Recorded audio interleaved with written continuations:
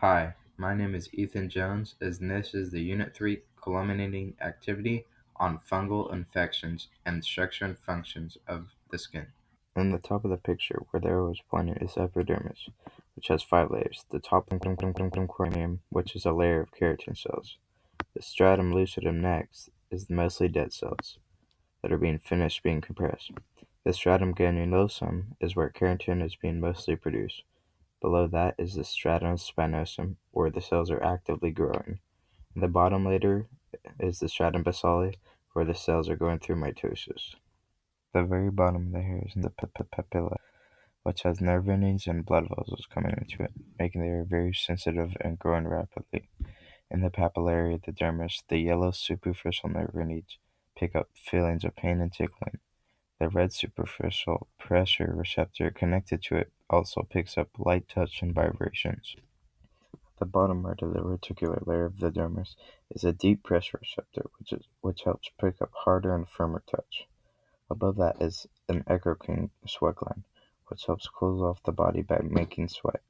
And again, at the very bottom are some nerves and blood vessels, which are responsible for thermoregulation of the body.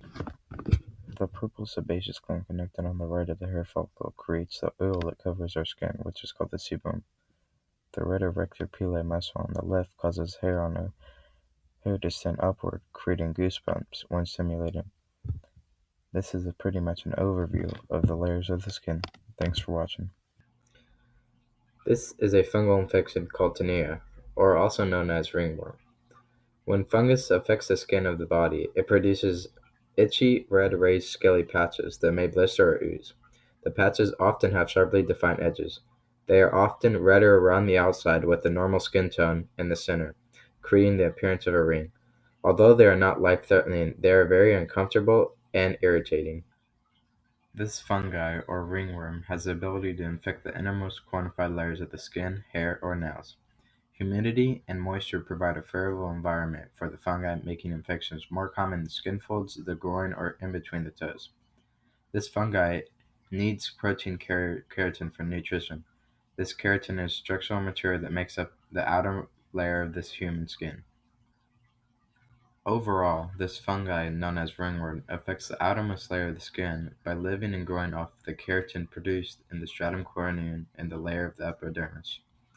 With this keratin being eaten and destroyed, the skin loses protein cells that helps replace, repair, and create even more cells for our skin and many other places throughout our whole body.